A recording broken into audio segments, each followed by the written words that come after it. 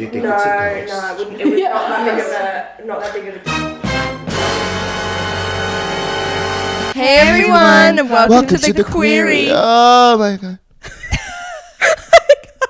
It was just done so well. So well. Super sexy start to the episode. I always believe that if you channel Jessica Rabbit at all times, then you will have a gorgeous day. I love that. I think being that's a been the baddie. sexiest intro we've ever had. Thank you. Right. Well, it's been a super long time coming, but we are super excited to have you on the show. We have Luna Thicc with us today. Yes, we're huge fans. The last time we saw you was at Rhythmology, Yes. which was so lit. It was so good. Those dances were incredible. So good, but welcome to the pod. Thank you. welcome. Thank you for having me. Thank you for having my, gorgeous Self. It's too early in the morning. By the We're way, all guys, hungover. it's very early here at the pod today, and I have turned the party out in this house. We I'm have. so sorry, It's really great that guys. we're all quite hungover. Yeah. I think this will be a great conversation. Yeah. So we're all struggling through the morning, but it's kind of camp. okay. So It's fine. Yeah. it's so fine. We're having mimosas, so it's like the hair of the dog Yeah. Which reminds situation. me. The what? The hair of the dog. That's what you call it, right? What? It's like after you get really lit, the next morning the first thing you drink is alcohol. And Is that then what that's you called? don't get hungover. I didn't hair of know- the dog. I didn't hair know that that's- off or of. Hair. I didn't know that I had We'll a look name. it up later. I The just where- was, the I call hair it of keep the it what? pressing. The dog. That's so hot. Yeah, well my mum always says that because she'll have like a Bloody Mary. So she doesn't Right. get hungover. It sounds like an Australian saying. I'm learning a lot about Australia, like Hair of the dog. Ash, look it up. Please. Thanks. Now. I want to know. Thanks. It is? Yep. it is. Hair of It's the an dog. Australian okay. saying. Confirmed. Hair of the dog. Yeah. So Like, there you go. Hair of the I've dog. learned Bob's your uncle, Fanny's your aunt. Oh. I've learned that's Livenberry. Oh, that's a I've good one. learned Hooroo. That's a good one. What Hooroo- about- Hooroo's what a good about one. Hooroo. cunt? That's a good one. You're always pussy cunt. you know Oh, what I mean? yeah. In the ballroom, you're either brr pussy cunt. You know what I mean? Oh, okay. I like that. All right. Before we get too into it, let's start with our usual. What are your pronouns and what names do you go by and when?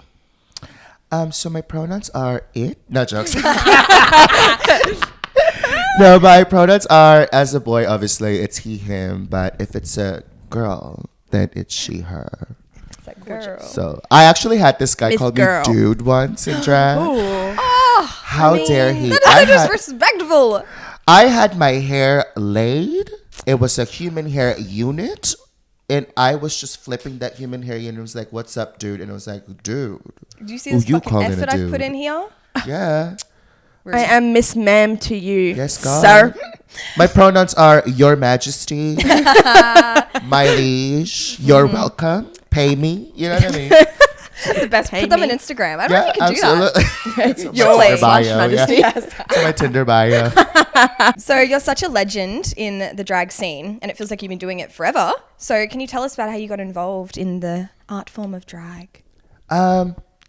A legend. Oh my goodness. I feel like the title legend should be given to like the divas that have been doing it for like 10 years, right? Like, because before, give y'all a bit of Brisbane history. History lesson. Yes, before anything of like the fags doing the drag, there was a troupe of like trans women, showgirls called like Girls, who used to like rule every show that's been happening from the Gold Coast to Brisbane to everywhere. So I would Wow. say the lay girls that I love is like Malika Lamb, because I know Malika. fucking love her. The only Yes. reason why I went blonde.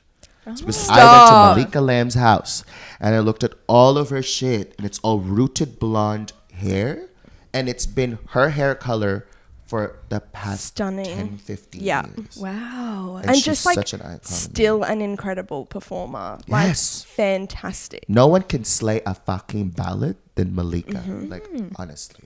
How long have you been doing drag for? I've been doing drag for like 4 years now. Okay. Wow, I would have thought you were doing it longer. Yeah, Just from like 4 what you've years. built and everything you've been doing. Thank you. Got Well, into it quick. Yeah, well, I would always say I'm like a fucking hustler. Once we're in it, we're in it. In it, yeah, you're doing it. We're in it. Like when you do drag, you have to also understand that drag is kind of like a business, and it's also your job. Yeah. So you have to kind of have like, obviously like the fortitude to do it, the stamina to do it. I forgot my flower. Flower. It's your Yeah, flower. the stamina. This yeah. is Dasha, Sasha, and Masha. Oh, I like it. How'd you come up with that? I just came up with Just it 'cause I'm did. so hungover. I can't come up with shit when I'm hungover. I just feel like dead. I'm just thinking about a hash brown. Wait, where were we? I have Oh got my one God, in my there. ADHD Drag ass. drag Yeah. journey. So yeah, I've been doing it for like 4 years, and when I did it, it was mainly because I always wanted to perform.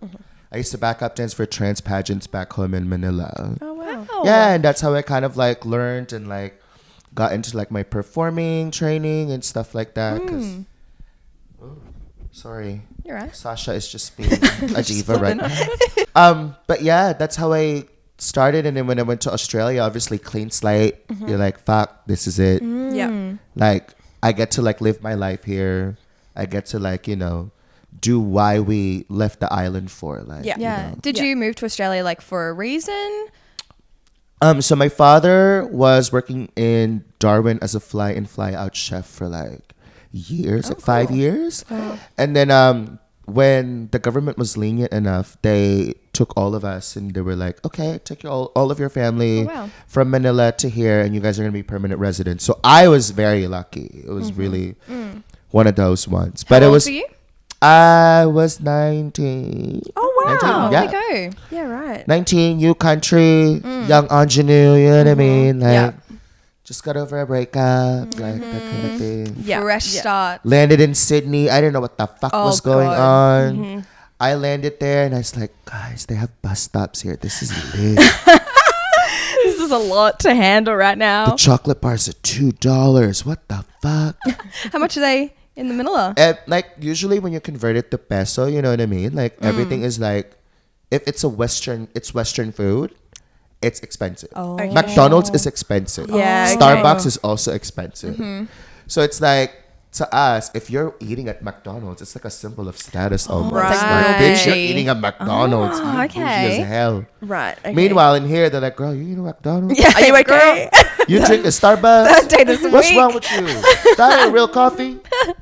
That's an True. instant shit. You know what I mean? Like, Yeah. But back home, like, thank God, like, venti. You know what I mean? Like, the She's girls rich. just fucking nut for the Yeah. Starbucks. Oh yeah. Yeah. I do nut for Starbucks here and there. They nut for a Starbucks, girl. Like a honestly. vanilla That's ice so latte. They nut for a Starbucks. we're really PG on this podcast. Oh, well, I'm so sorry. So we're gonna have to You're cut gonna get all of more- that. We're gonna start again. Take Fuck. this right. Everyone, welcome to the Queerie. Monetize this whole thing. So when you came, did you meet someone who did drag and you know got into it that way, or did you just go to shows? What was the vibe? Well, gosh, this is where it gets dramatic. Enter dramatic music. You know. Yeah, beautiful. Anyways, we got to Brisbane. We started living in Brisbane. I was so lost. The first thing I thought about was like, why not just fucking sign up to uni, whatever have you. Hated it. Wagged every class. Yep. That $3,000 was not cute. Oh, everyone's been there. Yeah, you know what I mean? Like when you're trying to find yourself in like a country that you have no idea of. I was just like think uni. obviously very lost. Yeah. Yeah. Yeah. So I would just be like a city bum and just walk around the city, just absolutely lost. And then I was going through this hill, and then like I saw like rainbow lights, and I was like, "What the hell?"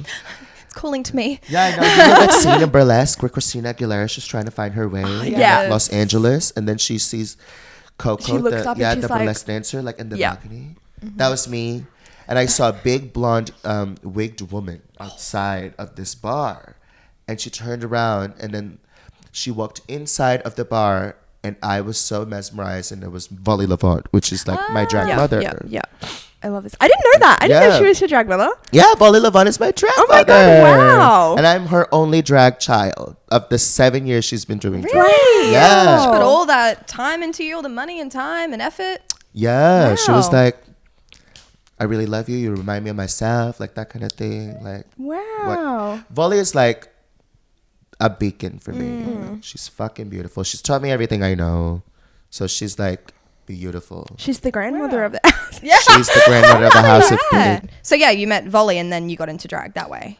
No, I met Volley, and then that was my first sign. I was Right. like, okay. And then I put drag at the back of like my plans because I was like, okay, we don't know yet. I'm very strategic. Like, I'm not gonna pull that card out. It's like my Yu-Gi-Oh trap card. You know what I mean? Like, The we'll pull that +4 out card later. and you But know. I've already been going to the clubs very secretly, just as a boy, alone, just watching everyone. Sure. But then I went to South Bank, and then I used to be part of a hip hop crew back home, and I used to compete in like hip hop competitions back home. So I found Crimson Coco dancing so beautiful. in South Bank in front of Griffith University in front of a mirror, and she was like popping in front of the mirror. Yo, cool. And then there were other kids that were with her, and I was like, okay, this is my chance because I don't give a fuck. I have no fear. If I want it, I will go get it. So I dropped my bag, went on the opposite side of the mirror next to Crimson, and started dancing next to her. I love that. And then she was dancing next to me. And then we were like both vibing the song that she was playing. So like she went back to her friends, and then they came back. They were like, would you like to be part of our crew? So that's how I got integrated into the hip hop scene and the little hip hop scene in Brisbane. I love that. That is such a cool Yeah. story. Oh my Thank god. you. Wasn't it like some sort of like step up bullshit? It is. Imagine if you didn't do that though. If you were just like, oh, I'm too scared. Like, No. wow, that is. You have to awesome. go get it. You do, yeah. I always say to Kim and Freya, bitch, you want it? You go get it. Ain't nobody gonna cradle you. You a grown person. Quote. You a grown person. Grab your big girl panties and go get it. I love that. Because I will only tell you once. Yeah, I'm that kind of mother. Like, I will only tell you once. She's strict but loving. Yeah, bitch. She's firm but fair. Oh, Oh. nice. Ew. Oh, yeah. We're going to have to stop moaning in this house. We're going to get Moaning, demonetized. swearing. Well, that's okay. We don't care. This is a trigger warning for continued moaning, swearing, and If you don't like chaotic it, behavior. leave. If you don't like it, if you don't like powerful slam pieces talking about our beauty, then, you know, there's the door. There's the Your door, door, not bitch. our door, because that's creepy. Because we're gonna stay and Yeah. you're gonna go. Yeah. Yeah. It's getting out of control. Did you find that people in your life were surprised by your choice to pursue drag and other queer entertainment things? Well, I think coming from like a very like traditional Asian like background, it was very hard because not only do your parents think that they are your possession and you owe them your life, you know what I mean? And there's a lot of like bargaining there already, and then also Catholic. Ooh, Yep. Jesus Christ, you know what I mean? Literally. Oh my God, if only we had setting spray back in Ash Wednesday, that cross would have stayed all day. But no, I'm so sorry. I'm so sorry. Anyway, so what we're talking about? Traditional households. Yes. The train is not, there is no track for the train no right now. track. It's just flying. It's just This is the train to flying Busan. This is the train to good movie. Busan. Good movie. Our editors are currently dying. Dying. Editor and producer dying behind the They camera. are dying. Dying. So it was a very serious household, you know what I mean? Plus, we were in the ghetto, so the stakes were very high because, you know, the expectations of your parents were just like so insurmountable. Insurmountable? Oh, big word. I just fisted myself with that word. Sorry. Yeah, the expectations were so high that it's like white collar job or nothing. You know what I mean? Yeah. So for me, I'm like, well, I don't want to do that. I've always questioned everything. I was that kid that questioned the fucking Catholic Church. Like, why do we have to do 10 Hail Marys and do all of this? Yeah. And why is the priest really creepy with the little boys? Like that kind of thing. Segregation. We're not talking about like sex education. Like there was so many things wrong Oh, it's fucked. that I fucking questioned all of them. Plus, I'm a raging homosexual. So it was like, I have all of this like ideas and things that I wanted to do. I just didn't. I am what they call in an Asian family a black sheep. You know what I mean? Yeah. I said fuck you to everything. So like, you know, even like my parents, they just couldn't control me. I'm that kind of kid. But yeah, they weren't surprised. They weren't surprised by the choices. they just didn't know how to handle the choice. Sure. Which was the situation that I had at hand. And I was just like, you know what? We left the ghetto and we're not like, I'm not sleeping on the fucking floor for 18 years anymore in a bamboo mat. And we're not eating sardines every day anymore. So when we left the island, I'm going to live my life. Yeah, absolutely. Yeah. And also, if you want to hold it against me, I didn't want to be born. You wanted a child. So Facts. I say that to my parents all the time. They get really mad at me for it. But do I'm you like, do it with a box cutter? I didn't want to. You wanted. I held at gunpoint. They're like, I wanted a child. Yeah, how You dare had you? sex. How Okay. dare you? It was Party by DMX, like playing it on a aggressive. Oh my We were god. like, That's a good point, though. Oh, What is happening? trying to keep the train going. yeah. Just a dance party. Sorry, I'm just destroying the set to like my fat ass is eating the fabric. Do you, do you think that they now understand more? I feel like our energy and this conversation are so up. It's like serious. Such a serious conversation, and we're like, fucking go to your parents with a gun. Like, We love our parents. You know, We do our love them. We parents. do love them. We love them. They brought us into the world. No, and we're so grateful. we're so grateful. Yeah. I definitely wanted to be here. I definitely you. wanted to be here. I definitely wanted really to be. wanted to pay my bills Absolutely. and have to work for the rest of my life. I really wanted that. You know what? And they subjected us to a lot of things. But you know, they should have taught us how to pay taxes as early as like I 5 literally have years no old. idea how to pay taxes. My dad or does pay mine. a bill. Yeah, my dad does mine too. Yeah. But I have to start doing mine soon. Why? Because I got a full I have a full-time job. Yeah, But I have but no idea how taxes work. Why do I have to pay them? It's fucked. I already you have to pay for the roads. We also have to pay for your car roadshow and also insurance and also the bus cert. And then bikes get to just be on with there a for go-kart. free? Fuck bikes. Fuck See? cyclists. Just kidding. PSA, It's just the I love cycle of life. cyclists. Keep a meter. I don't. Keep a meter. I'm not into the meter. The only meter Oh, the only okay. meter I love, honey, is my human hair unit. What were we talking about? Parents. parents. Yeah. Do you think that now they've Like accepting come of, to or be like, more? Yeah. Actually, you know what? I had a very serious conversation with my mother the other day because I've always had a situation with my father where it was like, my dad would always say, I don't give a fuck about what you do. Just don't show it to my face. Okay. So to me, I was just like, my mother didn't get my sentiment when I told her that I don't feel part of this family. She's like, what do you mean? Your family is the only people that are gonna be there for you when you like fall into the ground, hit rock bottom. I'm like, yes, they will be, but there's also things like chosen family when you're queer, because you straight people don't know what the fuck's going on. You know what I mean? I always say, queer people had to hit puberty at the latest age, and we're still trying to cope with it. You know what I mean? Like, we didn't go through high school, you know, doing the normal like routine of like getting a boyfriend or a girlfriend and then just like, you know, not having to watch your back, not having to have Yeah. those expectations, not having to like, you know, fuck, that mimosa's hitting me. It's probably the hangover mixed in I with it. know. But you never had to just live comfortably. Yeah. You know what I mean? So there was always like a nagging feeling of like, oh fuck, Yeah. you know, this Yeah. isn't. What if they Yeah. just throw me out to the curb? Yeah, exactly. And like I feel like a lot of queer people, and I've said this on the pod so many times before, come from families where love isn't unconditional.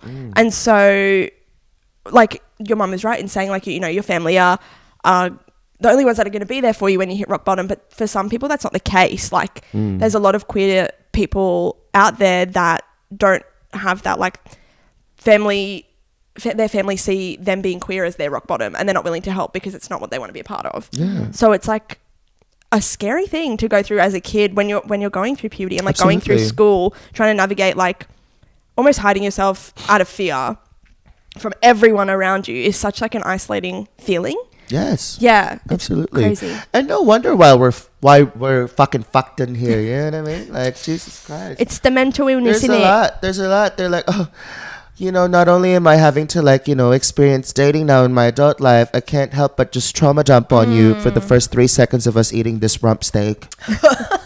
But I saw a video the other day. It was really fucking depressing. It was like this cow, like a baby cow running to its cow mother. And it was like making this noise. And I was like, I can't. And I literally was like, I'm going vegetarian. Are you recording? And then I realized, oh my God. Everything. And then I realized that I couldn't go vegetarian. Like, I just can't.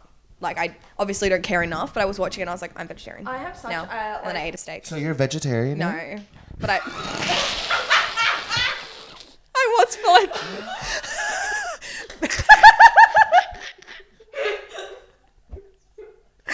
Mentally, for like 2 hours I was. And then I... Fuck that baby cow. I'll eat that cow. Give me that cow. Put it on my plate right I literally... Fucking raw eating that cow right. No, I'll show you it later though. Like, it actually was I don't like... want to see it. No, I'm it was bored. really sad. I'm so Are you a vegetarian? Oh, you're so nice. You're such a good person. See, that's the thing. Okay, I could be pescatarian. like, you know what? I'll fucking eat Nemo. Because- It's alright. It's alright. Fuck Nemo. Fuck Nemo. Fuck Nemo. I could- I'll have Nemo Dory. Nemo's like, fuck my life. Fuck my drag. I could be pescatarian because I know that I could catch a fish and it would be sad, but I could kill it and eat it. Like, I could kill a crab or a fish and eat it. sad, but I could Whereas kill I it and eat couldn't. it. Like, if that's the whole thing, but I couldn't kill a cow. Do you know The what I mean? logic here is the math is not mathing. Yeah, I obviously have Can fucked you not morals. kill a cow only because the cow makes more noises than the crab? Yeah, no, that's the you thing. do. It's like making these painful noises. Babe, honestly, in Manila, in the Philippines, traditionally, we have this thing that's like roasting, where in a fiesta, where they like literally slit this fucking pig in front of you. It's alive? And then they cook it. Yeah. And then they put it on like a little stick spit. moment, and then they, Yummy, yeah, though. And they roast it. Yeah. I've had It's called that. lechon. I've yeah. had that. Yum. Yeah. That's the issue. But The I was a taste is kid- too good for me to Yeah. care, but that's so fucked, you know? I know. It is Yeah. fucked. But But, I love it. I love a you pig. know, I love a the pig. It's fucking like lion it's can like eat a deer, birds. like- I love birds. I've saved multiple birds like off the road when they've been like hit I under don't fuck with cars. birds. But chicken is my favorite meat. Like, I will fuck up a roast chicken. Fuck you, bird. Actually, I So say basically, Louise is saying that she feels kind of sad, but she's still gonna fuck. I know. She's like, it makes me sad, but I don't actually care enough. Luis, know what? Like, Luis is this. Oh. oh, that sucks. She's literally like, Fucking like Bugger. James McAvoy in Split. Oh, Just no. We should do something about that. But I won't. well, yeah, we should probably think about not killing animals, but it's not going to be me though, because But, like, I'm yummy. not going to do that. Well, you guys this maybe. is the story. My uncles were like, come in here. This is your initiation into being a man. I'm like, what? Oh, to slit the pig. So I walk in there and I'm like, I don't want to hold it. And then he goes, fine. So my uncle just grabs it from my hand and then slits the pig himself. And I felt like that fucking scene in American Horror Story where they slit the goat in front of Sarah Paulson. And I'm like this. This is my awakening.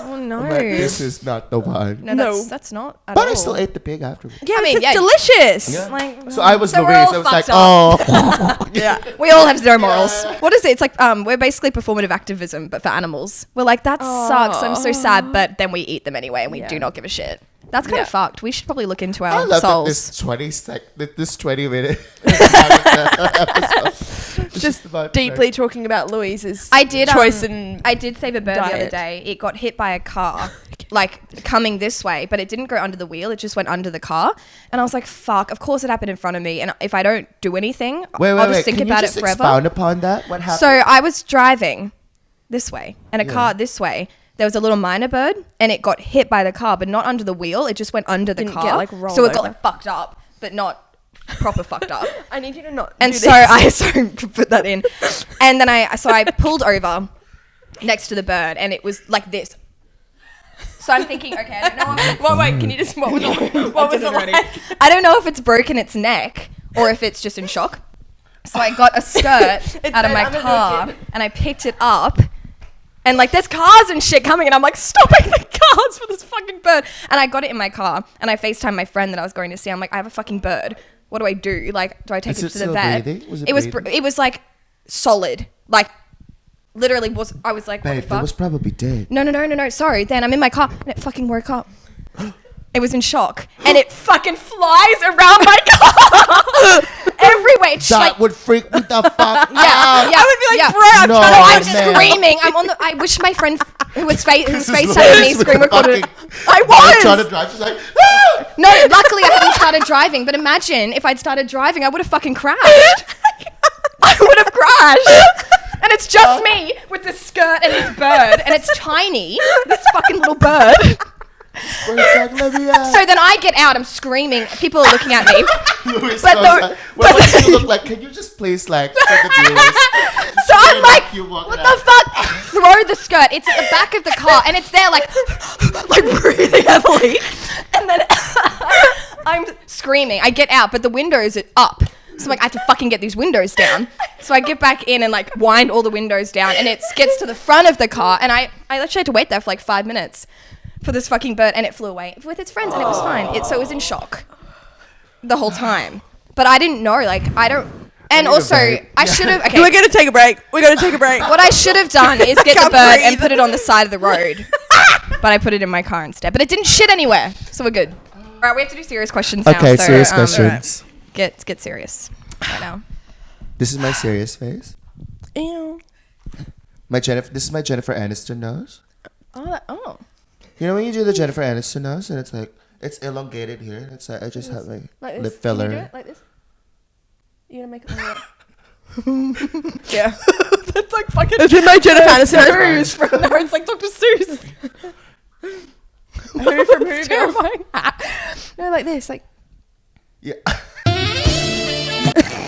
That is the ugliest motherfucking face I've ever seen.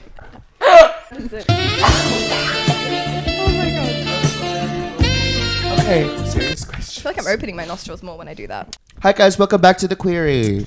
So,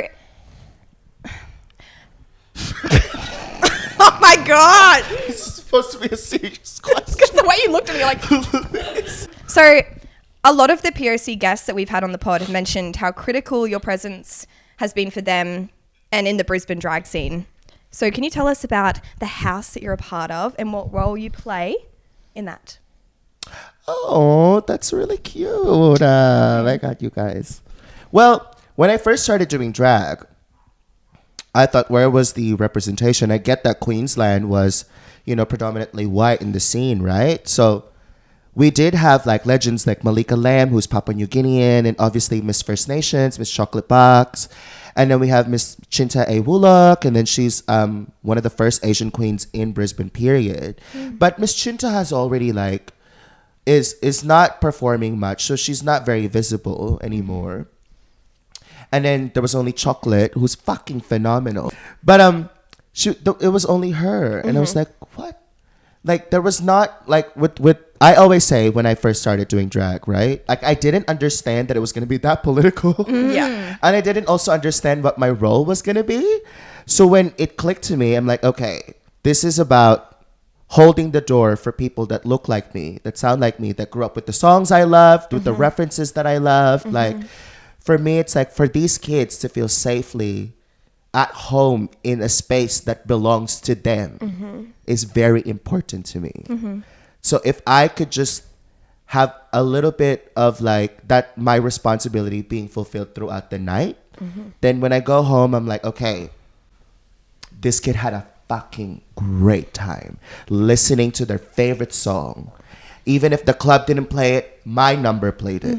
And they felt seen, they felt heard, they felt like that was their moment to just like jam with me and exchange energies with me. And that to me is so, so, so, so important. Yeah. So in the House of Thicc, me and Tyson, my best friend. So when I first started doing drag with only $50 in my motherfucking pocket, Oh, because wow. I didn't have a job at the time. I was just like, Tyson, like, was lovely enough to like open his home to me and really believed in me and like encouraged me. And she's like, you're a star. You know you're a star. I'm like, I know. So how do we start this? She's like, just go. The same thing that I say to Kim and Freya and to Talia and everyone, like, just go, just do it. You're the only one who would be able to perform these numbers with that reference, like have that point of view. Like, you're the only one who can do it. So do it. Now is not the time for you to be scared of doing this because no one's doing it. And you have to represent, And I'm like, so, okay, cool. It was more of like my choice, but we have no choice. Because as the community is continuously progressing, right? we have to almost be like more. Fuck, I'm running out of English. Second language.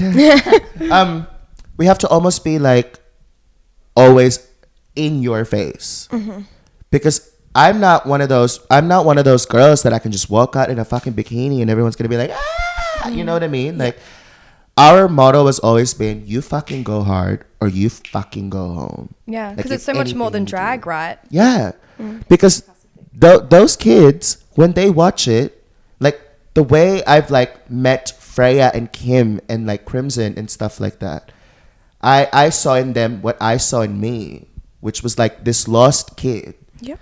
that didn't have anywhere, that nobody understood their love language and what they are about. So to me, I'm like, you know what? I'll grab you because I believe in you, and I will instill in you what I've learned about love, about power, about like your own star power, like that kind of thing. So it's not about like my own status. It's actually about what everyone can contribute to this community. Because like the lineup for SmackDown this year, which is like another very like staple competition in Brisbane, has about what? Fucking 6 to 5 POC. And that to me is saying so much progress. Because Yeah. before it was just like me and Talia. Yeah. Oh, that's awesome. You know what I mean? Or me and Katya Lu King, like back in the day.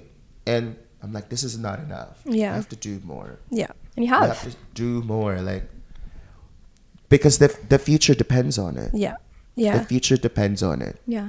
You know what I mean? And it Yeah. trickles down to so many factors into the scene as well. Yeah. Which is like, It's so interesting because when I didn't know much about drag at all starting this podcast. And I didn't realize there was like houses and like mothers and like all this stuff. And it's so, I just thought it was like everyone's on their own doing drag and you're just performers. Yeah, absolutely. But it's interesting because you would need someone to like inspire you and Yeah. like give you the strength to do things, especially in like POC Yeah. community. It's very much in the queer community there is this sense of what you were saying before, chosen family, which I think you don't often find in the, I don't know, hetero people don't often have that. And like maybe, you know, your friends are your chosen family or something like that. But But I it's feel more like serious, it's I a feel different like vibe for Yeah. queer people, because some queer people just don't actually have family. So when you find these people that you are all on the same page, you all relate to, you all are going through the same experiences, it's a bond like family, literally. Like there's Such an it's intense bond. yeah, just a feeling of like we need to do this together, and that's how it Yeah. is. Like just to give a bit of like context and history, right? So like houses and stuff like that have started in the ballroom scene back in New York in the 70s when Latinx people and like black people were like excommunicated from like these pageants being held, like these queer pageants that were being held back in the day, because they weren't winning. They were like, okay, well, in our own community, we are not being welcomed here. We are not being celebrated here when you know that we are the one. So they have created their own scene in ballroom, like Vogue Ballroom. You know, if you watch Pose, you'll have a little bit of a context in that. Or Paris is Burning, Yeah. you'll have a lot of context in that. Where these trans women, who in the ballroom scene we call femme queens. So a femme queen is basically a trans woman. And then a butch queen is a male presenting queer man. Sure. Basically. And then they've all just like co-created this like beautiful space for themselves. And then it trickled onto like different factors into the queer scene. So it was more from POC that the idea of houses was very vital, because for us it was more for survival. Like Yeah. not only did we have we didn't have generational wealth, we didn't have any of those backups, we didn't have any of those. So we had to fend for ourselves and then be with each other to be able to survive. Yep. So in my context here in Brisbane, it was more for survival within the industry, because I saw Kim and I saw Freya and I saw Talia, and me and Crimson have naturally gone together with Tyson. Yep. And I saw Brandy Cooch as well, which is like fucking beautiful. Oh, like I saw these kids, and they were all little lost souls with so much potential, And I'm like, if I could just like grab you now and then stretch your potential to what I know you can do. The first thing I asked Talia, I was like, you're Latina. You're the only Latina in Brisbane.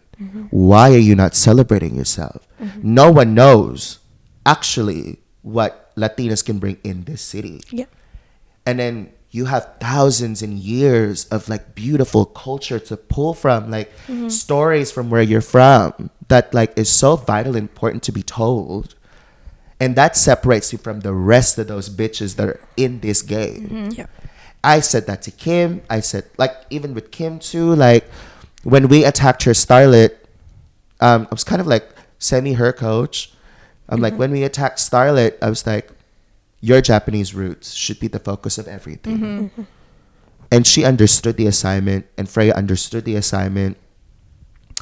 And then with Freya, like Freya's one of my children that's like, I don't have to worry about her because like she is this ball of energy, but she is also so fiercely independent that she like, and she's more like me.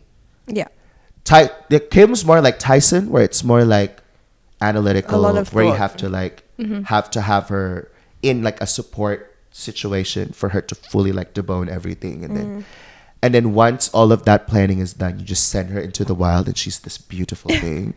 But Freya and me are the same, where it's like, girl, you drop me in the middle of the ocean, let's go, like that kind of thing. Yeah. Yeah. Oh my gosh. But yeah, like in the sense, like I guess my role when I've understood it, when we were doing Thick Shake back in the day, with me, Tyson, and Crimson, when we did our first New Year's gig at the Wickham, we had this queer Singaporean boy came up to me and he started crying, and I was like, why are you crying? And he's just like, I've just never seen someone that was me up in that stage. Yeah. And like, you just make me feel safe. Thank you for making me feel safe. Thank you for making me have the best New Year's of my life. That's so nice. It like clicked to me. I was like, okay, this is my responsibility. Yeah. This is why I'm doing this. Yeah. This is not fun and games anymore.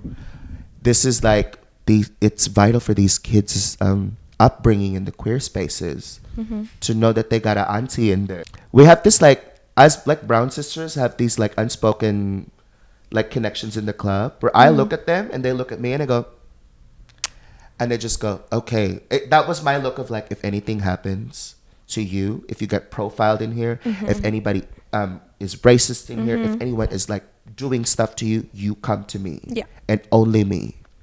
And they go, Yeah. like that level of safety is Yeah. like important to me. Same as women, because I have so much respect for women.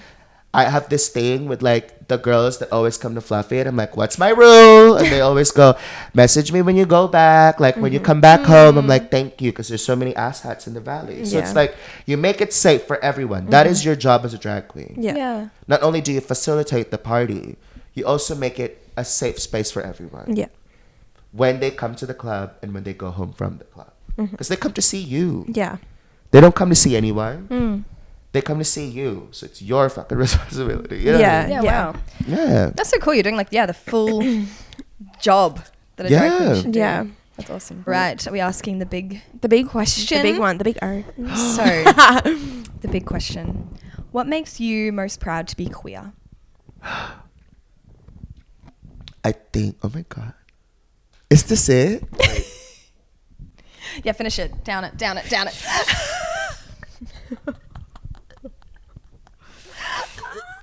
Hey. That was so good. Wow. We're not going to have anything to cheers now. Oh, shit. Go on, put it back in. I'll give you some of mine. Oh, my. Howsies. What was the question? What makes you most proud to be queer? Yeah. Yes. Thank you very much, panel of judges, for that beautiful question. No worries. And with that beautiful question requires a beautiful answer. And here is my beautiful answer. What was What was the question? what makes me very proud about being queer is being able to understand the word fuck you. Like, fuck you. You have no agency over me. I have agency over my own body, my own choices, what I get to do with my life. Like, to me, I'm like, that is the symbol of freedom to me. Like, you remember that Nina Simone interview when she's like, what is freedom to you? And she's like, to not be held by any bars of like society and community and stuff like that. To me, that's being queer. Like, you do not have power over me. Yeah. I am responsible for my own fate.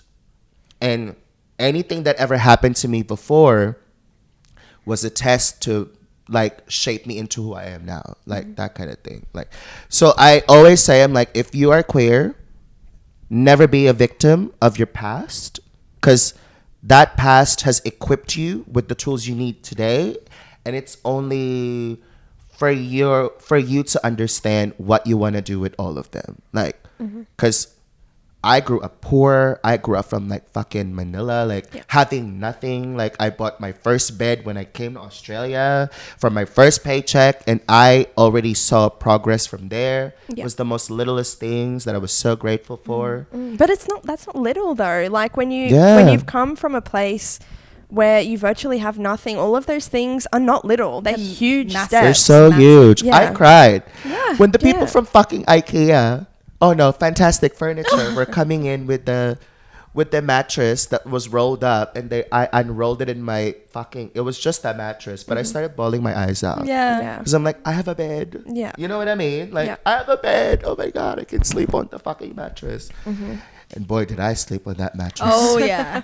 You know what I mean? So like, Yeah. going back, like, what makes me proud to be queer is free, like, the full understanding of not taking life too seriously. Yeah.